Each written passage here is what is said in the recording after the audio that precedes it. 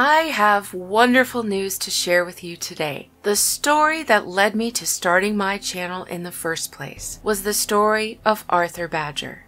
After reading about him and his family, I started looking up more and more information. And for those of you who were with me from the beginning, you know how I feel about the Badger family.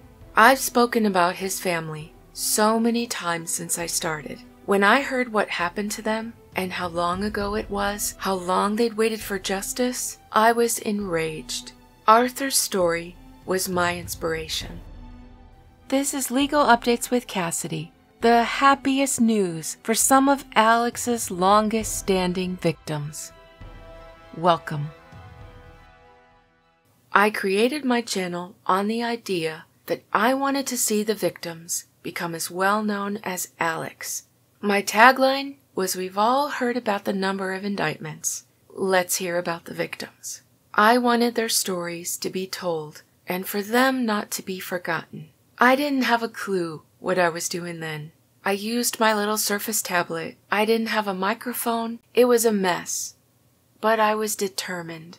What's always bothered me about the Badger story was not just the tragedy that brought them to Alex, which is already unthinkable because it was a beloved wife and it was a mother of many very young children, that Alex could look at this situation and decide that that was who he was going to steal from has always been beyond my ability to comprehend. What he stole and when he stole it, while this man was struggling, having just become a widower with a toddler and many other young kids who were grieving for their mother. Meanwhile, Alex was spoiling his own children back home, buying them $10,000 guns that were carelessly lost and then replaced, flying them around the world, living the high life. Arthur Badger was facing losing his children's home, even though he was a millionaire, but didn't know it because Alex had stolen almost all of it. Bothered me so much that this theft, even if the money was going to be repaid, cannot make them whole because the chances that should have been available to them were stolen along with that money. The childhood they could have lived was stolen. How different their lives could have been and should have been, we'll never really know. An article that ran in today's The State newspaper brings such good news. I want to shout out Jane, one of my longtime subs, for bringing this to my attention while I was busy writing my Mafia series and catching up on Russell Laffitte's hearing today. It's always multiple things happening on the same day, it seems, with this case.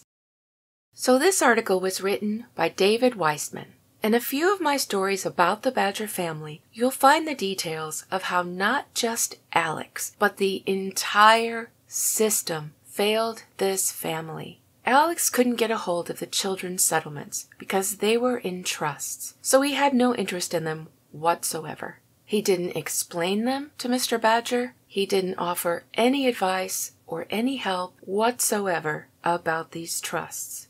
Now, because Alex stole most of Arthur's settlement, he was struggling to make ends meet. So when the kids got to be a certain age, one by one, they sold their trusts for pennies on the dollar to these unscrupulous settlement factoring companies.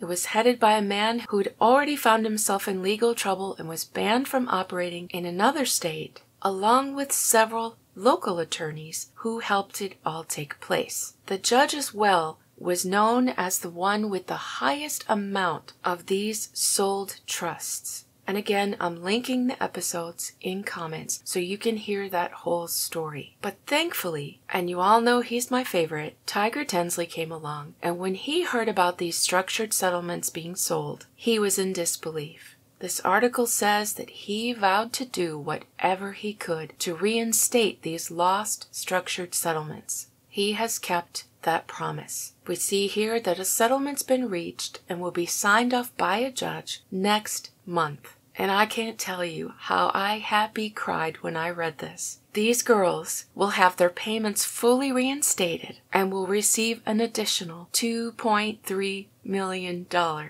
Contributing to the settlement our local attorney Richard Stedman, who represented the factoring company, his firm is paying $250,000. Attorney Taylor Peace, who claimed to have given Mr. Badger advice on the transactions, and also who is being paid by Richard Stedman for his work, and this was a conflict of interest, since he was supposed to be acting on behalf of the Badgers, therefore should not have been taking money from this attorney who was representing the factoring company. So he and his firm are paying $650,000.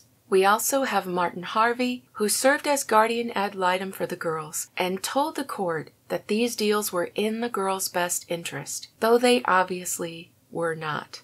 His amount, $700,000. Somehow, the judge, who as I said has the highest number of these settlement cases in the entire area, and in one of my podcasts I have a picture of a map showing that, somehow he slipped by, which slightly dampens my joy. But congratulations, Badger family. My heart is full of joy for you. I can't even express. And well done, Mr. Tinsley. We just might have to knight you here, along with Sirs Creighton and Newman. I've also added Mr. Tinsley in the special emojis for members, since they allotted me more space to make some of these. So all of you members, be sure and throw out his emoji in his honor to celebrate this huge win. I should probably make a little tiger emoji too while I'm at it. But this is wonderful, wonderful news today. Also, keep an eye out for the upcoming Mafia episode. I've been working on that for a couple of weeks. There's a lot of research in that one. And an update on the Russell Lafitte case. These should both be out in the next couple of days. This is an ecstatic Cassidy O'Connell saying stay well and stay tuned.